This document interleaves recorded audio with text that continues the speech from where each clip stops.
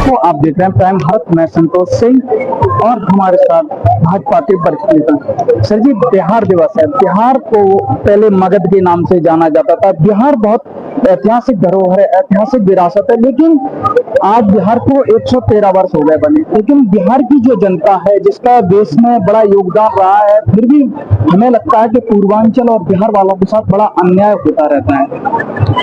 देखिए, अन्याय तो हुआ उनको।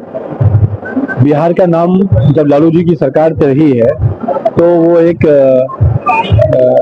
पिछड़े हुए बीमारू राज्य की तरह जाना जाता था, पर अब बिहार नीतीश जी के शासन में एक विकसित भारत की ओर बढ़ता हुआ राज्य दिखाई देता। मेरा मानना है कि बिहार का योगदान भारत के स्वतंत्रता में भी, भारत के विकास में भी, और हमको लगता है कि कोई भी ऐसा क्षेत्र नहीं है जिसमें बिहार के लोगों का योगदान नहीं रहा हो, चाहे कला का क्षेत्र हो, चाहे वो IAS IPS हो, सिविल सर्विसेज हो, चाहे वो शिक्षा के क्षेत्र में हो, चाहे वो वैज्ञानिक क्षेत्रों में हो।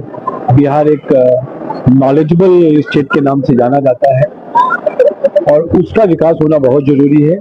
हमने आज दिल्ली में बिहार दिवस मनाया है। उसका उद्देश्य यही है कि बिहार के लोग भी मुख्य धारा में जो आ रहे हैं और अब और अच्छी तरीके से मुख्य धारा में वो सम्मिलित कि दिल्ली में आपकी सरकार है, पूर्वांचल का पूरा जोर था, आप लोगों ने बड़ी मेहनत की और 27 साल बाद दिल्ली में आपकी सरकार का कब्जा हो गया। लेकिन जो दिल्ली का बजट आया है, आम आदमी पार्टी का कहना है कि पूर्वांचलियों की अनदेखी हुई है। वो कुछ तो कहेंगे, बजट में पूर्वांचल के लिए नहीं होता, बजट आम जनता के लिए होता है।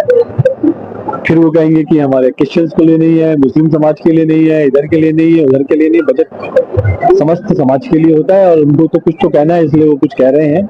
जब उनके पास तर्क नहीं है तो वो कुतर्क करते हैं, वही विषय। जैसे आपके यहाँ बजट पेश हुआ, महिलाओं के लिए 5100 करोड़ रुपए रेखा गुप्ता जी ने बजट में स्पेशल रखा कि महिलाओं को हम सम्मान निधि देंगे, उनकी 1000 की सम्मान निधि। मैं कल उनके नेता का इंटरव्यू किया, मैंने कहा आपने 3 साल में नहीं कर पाया, उन्होंने 1 साल में किया। तो उनका कहना है कि भारतीय जनता पार्टी नरेंद्र मोदी जी की बात को भी झुटलाना चाहते हैं। उन्होंने महिला दिवस के दिन बोला, लेकिन महिला दिवस के दिन नहीं आए।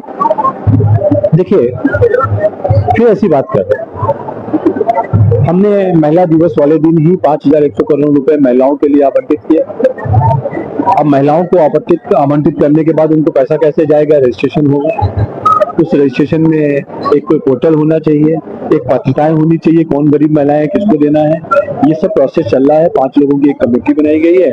वो उस कमेटी के अंदर मुझे को लगता है 90 दिन की उनको समय दिया गया था, तो वो अब अगले 90 दिन के अंदर पूरी व्यवस्था करके सभी महिलाओं को सिलेंडर भी मिलेगा होली दिवाली, और साथ में जो 2500 रुपए का हमने सम्मान राशि रखी है वो हर गरीब महिलाओं को मिलेगी। सम्मान राशि आपकी है, जो उनका कहना है कि जिसके 3 बच्चे हैं, हमने बस सेवा फ्री दी तो सभी महिलाओं को दी। लेकिन जो दिल्ली में जो आप सम्मान राशि दे रहे हैं, उसमें कहा जा रहा है कि जिसके 3 बच्चे हैं उसको सम्मान राशि नहीं मिलेगी। तो ये महिलाओं के साथ भारतीय जनता पार्टी अन्याय कर रही है। अभी कैसे पता उनको कि 3 बच्चों वाली कोई योजना आई है? अपने ही आप सपने देखते हैं। अभी तो पात्रता ही डिसाइड नहीं करी गई। अभी खाली बस के लिए कहा गया कि जो दिल्ली की जनता है, क्योंकि योजना दिल्ली की है, दिल्ली की जो जनता है जिसके पास दिल्ली का आधार कार्ड है, वोटर कार्ड है, उसको ये सुविधा मिलेगी। उसके लिए पिन कार्ड बनेगा। बाकी जो लोग बाहर से आए हैं वो उसमें छोटा मोटा पैसा देके वो चले। इसी तरीके की बहुत सारी योजनाएं आ रही हैं महिलाओं के लिए। और साथ में ही जो हम 2500 रुपए की बात करें, इसके अलावा बहुत सारे 21,000 रुपए जो गर्भवती महिलाओं को देंगे वो जरूर देंगे। उसके लिए भी हमने 21 करोड़ रुपए का आवंटन किया है। मेरा मानना है दिल्ली एक विकसित राज्य की ओर चल रही है। केजरीवाल जी के चंगुल से निकल पाई है।